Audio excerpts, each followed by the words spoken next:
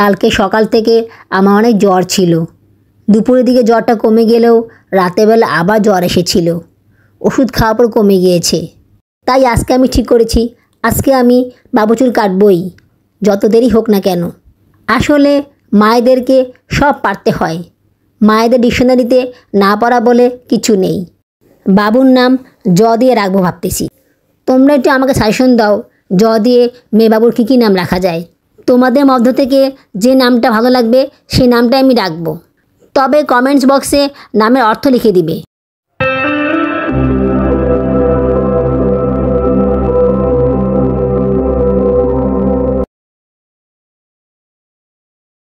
আসসালামু আলাইকুম। আমার চ্যানেলে এবং পেজে তোমাদের সবাইকে স্বাগতম জানাচ্ছি। তোমরা সবাই কেমন আছো? আশা করি আল্লাহর রহমতে ভালোই আছো। আমিও ভালো আছি আলহামদুলিল্লাহ। দেশে এবং বিদেশ থেকে যারা আমার ভিডিওটি দেখতেছো তাদের সবাইকে জানাই আমার পক্ষ থেকে আন্তরিক অভিনন্দন ও ভালোবাসা। নতুন আরও একটি ব্লগ নিয়ে আবার তোমাদের সামনে হাজির হলাম। এখন সকাল 11টা বাজে। সকালে নাস্তাটা করে নিচ্ছি। কালকে আপা যে আলু ভাজি করেছিল ওই আলু ভাজি খাওয়ার পরে অনেক খারাপ লেগেছিল, তাই আজকে নিজে আলু ভাজিটা করে নিলাম। মাশাআল্লাহ, আলু ভাজিটা খেতে অনেক মজা হয়েছে। আমার কাছে আমার হাতে রান্না খেতে বেশি ভালো লাগে। কালকে সকাল থেকে আমার অনেক জ্বর ছিল। দুপুরের দিকে জ্বরটা কমে গেলেও রাতেরবেলা আবার জ্বর এসেছিল। ওষুধ খাওয়ার পর কমে গিয়েছে। এখন জ্বর নেই আলহামদুলিল্লাহ। শরীরটা আগের থেকে একটু ভালো আছে। সবই আল্লাহ পাকের রহমত। আল্লাহ পাক সুস্থ রাখলে অসুস্থ কি থাকা যায়? তাছাড়া বাচ্চাদের মায়ের উপর আল্লাহ পাকের একটা বিশেষ রহমত থাকে।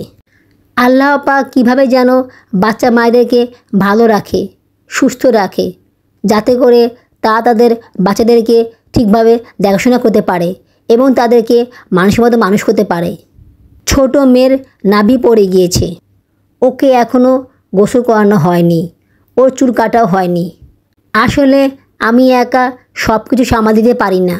তাছাড়া বাবুর আব্বু কাছে থাকে না। মাঝখান দিয়ে অসুস্থ ছিলাম, যার কারণে বাবু চুলগুলো কাটতে পারিনি। অনেকে বলে 40 দিন পরে বাবু চুল কাটতে হয়, কিন্তু আমি সব সময় 7 দিন পরে আমার বাচ্চাদের চুল কেটে দিয়েছিলাম। চুল কাটার পরে ওদেরকে গোসল করে দিয়েছিলাম। এখন বাসা থেকে বের হয়েছি। আজকে সেলুনে গিয়ে বাচ্চা চুল কেটে নিয়ে আসবো। বাসায় সখিনা আছে, ও বাচ্চাদের দেখাশোনা করবে। এখন প্রায় সন্ধ্যা। এখন বের হওয়া ছাড়া আর কোনো উপায় ছিল না, কারণ আগে বের হতে গেলে বের হওয়া যায় না, আরও বেশি দেরি হয়ে যায়, তারপরে আর যাওয়া হয় না। তাই আজকে আমি ঠিক করেছি আজকে আমি বাবু চুল কাটবই, যত দেরি হোক না কেন। বাবু চুল কেটে বাসায় এনে ওকে গোসল করিয়ে দেব। আসলে মায়েদেরকে সব পারতে হয়। মায়েদের ডিকশনারিতে না পারা বলে কিছু নেই। বাবুর আব্বুকে বলেছিলাম বাবু চুলগুলো কেটে দিতে, কিন্তু উনি রাজি নন। উনি বলতেছে 40 দিন পরে চুল কাটতে। 40 দিন পরে তো শীত চলে আসবে, তখন চুল কাটলে বাবু ঠান্ডা লেগে যাবে। সাউদার সময়ও উনি এরকম করেছিল। আমি নিজে গিয়ে 7 দিন সাউদা চুল কেটে নিয়ে এসেছিলাম। তখন অবশ্য বাচ্চারাও আমার সাথে গিয়েছিল। বাসার কাছে সেলুনের দোকানে কেউ নেই, তাই বাধ্য হয়ে দূরে চলে আসতে হলো। আমার প্রিয় আপুরা এবং ভাইয়েরা, তোমাদের কাছে যদি আমার ভিডিওর কোনো অংশ এতটুকু ভালো লেগে থাকে তাহলে তোমরা আমার চ্যানেলটিকে সাবস্ক্রাইব করে আমার পাশে থেকো। আর যদি খুব বেশি ভালো লেগে থাকে তাহলে একটা লাইক করে দিও। লাইক করে দিলে কাজ করার উৎসাহ অনেক গুণ বেড়ে যায়। ইতিমধ্যে যারা আমার চ্যানেলটি সাবস্ক্রাইব করেছো তাদের সবাইকে জানাই আমার পক্ষ থেকে অনেক অনেক বেশি ভালোবাসা এবং শুভকামনা। তোমরা সবাই এইভাবেই আমার পাশে থেকো আপুরা। ফেসবুক এবং টিকটক পেজ থেকে যারা আমার ভিডিওটি দেখতেছো তারা ফলো করে আমার পাশে থেকো। লাইক, কমেন্টস এবং শেয়ার করে দিও। তোমাদের একটা কমেন্টস আমাকে কাজ করার জন্য অনেক বেশি অনুপ্রেরণা যোগায়, তাই কমেন্টস করতে ভুলে যেও না কিন্তু। এই দোকানের মালিকটা অনেক ভালো।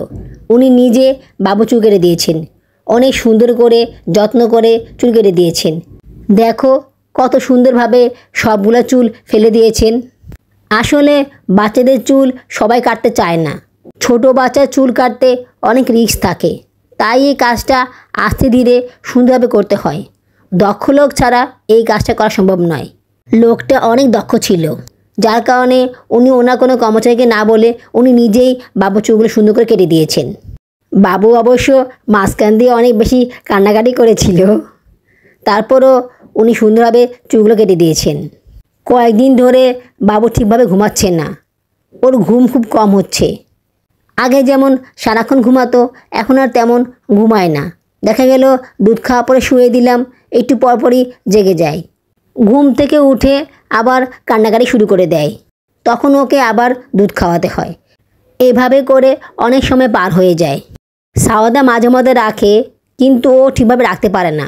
ওর কাছে ইদানিং বেশিক্ষণ থাকেও না, বারবার শুধু আমার কাছে থাকতে চায়। কিন্তু আমি তো অনেক ব্যস্ত থাকি, দেখা গেল ওকে নিয়ে সবসময় বসে থাকতেও পারি না, সংসারের কাজকর্মগুলো করতে হয়। বাবুকে নিয়ে বাসা চলে এসেছি, ওকে এখন গোসল করিয়ে দিব। এই বাথটাবটা অনেক আগের বাথটাব, যখন জায়ান হয়েছিল তখন এটা কিনেছিলাম। এটাতে জায়ানকে গোসল করিয়েছি, সায়রাকে গোসল করিয়েছি, সাওদাকে গোসল করিয়েছি, আর এখন ছোট বাবুকে গোসল করাচ্ছি। এই হেড টু ওয়াশটা অনেক ভালো, এটা সবসময় আমি ইউজ করি। নতুন বাচ্চাদের ক্ষেত্রে এটা অনেক ভালো কাজ করে। আমার আগের সব বেবিদের ক্ষেত্রে এটাই আমি ইউজ করেছি, এটা অনেক ভালো কাজ করে। এটা কাপড়ের মধ্যে অল্প করে নিলেই হবে, অল্প করে নিয়ে একটু পানি দিয়ে দিলে ফেনা হয়ে যাবে।